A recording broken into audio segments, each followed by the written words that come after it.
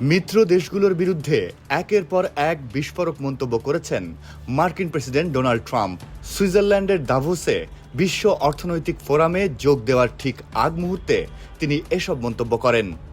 Trump সবচেয়ে বেশি আক্রমণ করেন ফরাসি প্রেসিডেন্ট ইমানুয়েল মাখোকে। মাখোর বোর্ড অব পিসে যোগ না দেওয়ায় ক্ষোভ প্রকাশও করেন Trump. He doesn't have to join. If he said that, you're probably giving it to me a little bit differently. But if he actually did say that, but as you know, he's going to be out of office in a few months. Trump সাংবাদিকদের বলেন, মাখোকে কেউ চায় না, কারণ সে খুব শীঘ্রই ক্ষমতা ছাড়বে। এমনকি ফ্রান্সের মদ ও শ্যাম্পেনের ওপর 200% শুল্ক আরোপের হুমকি দেন। Well, nobody wants him because he's going to be out of office very soon. So, that's all right.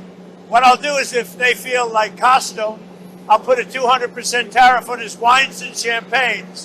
Trump সামাজিক যোগাযোগ মাধ্যম ট্রুথ সোশ্যালে মাখোর একটি ব্যক্তিগত বার্তাও পোস্ট করেন।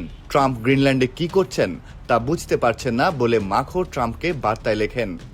ওই বার্তায় রাশিয়াকে সাথে নিয়ে প্যারিসে একটি G7 সম্মেলন আয়োজনের প্রস্তাব দেন ফরাসি প্রেসিডেন্ট। ট্রাম্পের মন্তব্যের প্রতিক্রিয়ায় ইমানুয়েল মাখো বলেন, বুলিংয়ের পরিবর্তে সম্মান এবং নৃশংসতার পরিবর্তে আইনের শাসনে বিশ্বাসী তিনি।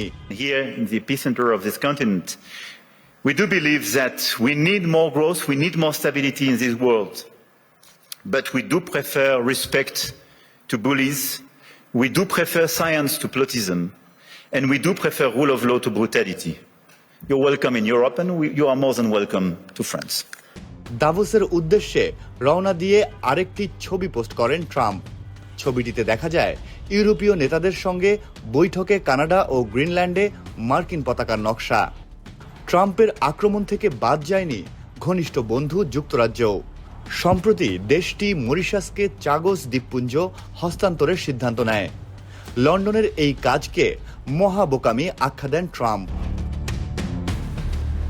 বার্তা সংস্থা AFPর দাবি, দ্বিতীয় বিশ্বযুদ্ধের পর ন্যাটোকে সবচেয়ে নাজুক অবস্থায় ফেলেছেন ট্রাম্প।